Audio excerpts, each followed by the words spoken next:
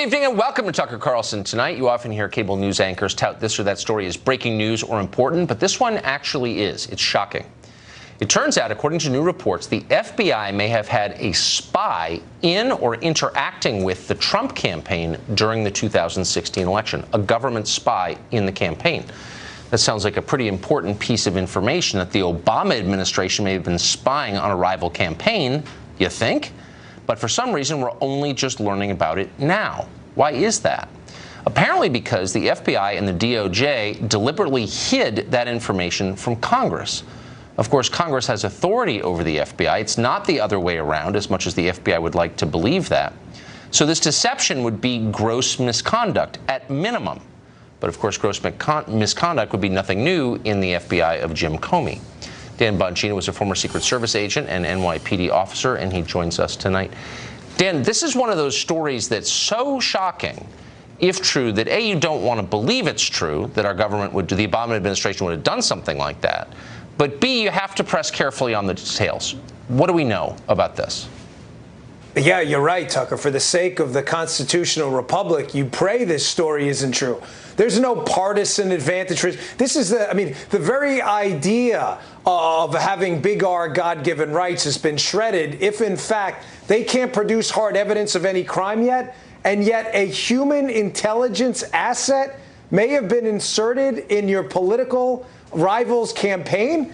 I mean, how this isn't front page news on every newspaper across the globe is stunning. But Tucker, that's not it, though. Keep in mind, just a couple weeks ago, Devin Nunes on this network in an interview with Maria Bartiromo had another bombshell, that there was no official foreign intelligence through official channels passed into the United States. That was a huge bombshell because notice what he didn't say. He didn't say it didn't pass through unofficial channels. So we know two things. Potentially that information was laundered through the State Department and potentially the U.S. Senate. And yes, we know there was potentially a human asset in the Trump campaign. Unbelievable.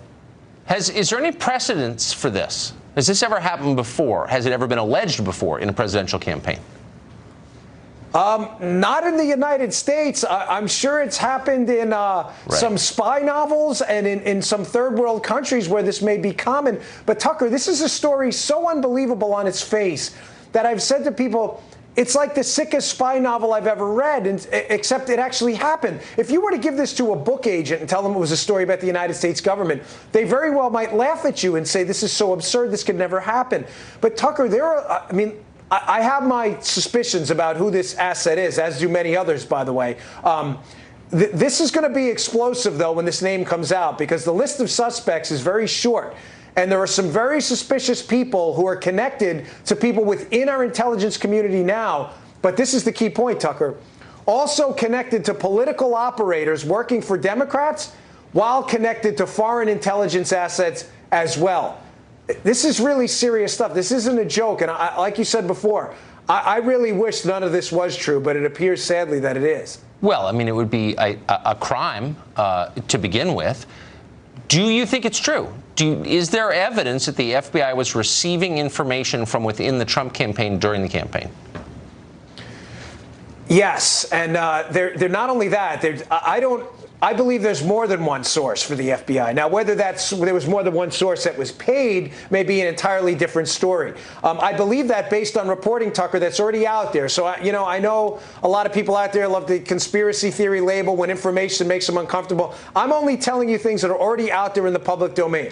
There are a number of names out there already of people who, by the way, are connected to the Obama team. One person who's being represented by Obama's former White House lawyer, Tucker, was present at a meeting Bob Mueller's investigating. A meeting right now with Russians that they're claiming has to do with Trump, but the meeting was with people who are actually connected to the Clintons. One of the guys at the meeting is literally being represented by Obama's former White House lawyer, who, by the way, worked with Andy Weissman, who's working with Bob Mueller on the special counsel when they were on the Enron prosecution. This is a big, contaminated witch's brew of people who are all connected to each other. And in some ways not surprising, because they always accuse you of what they're doing, a la Eric Schneiderman. I mean, it's a very... Thank you, Dan. It was great to see you tonight. I appreciate that. Yes, sir. You got it.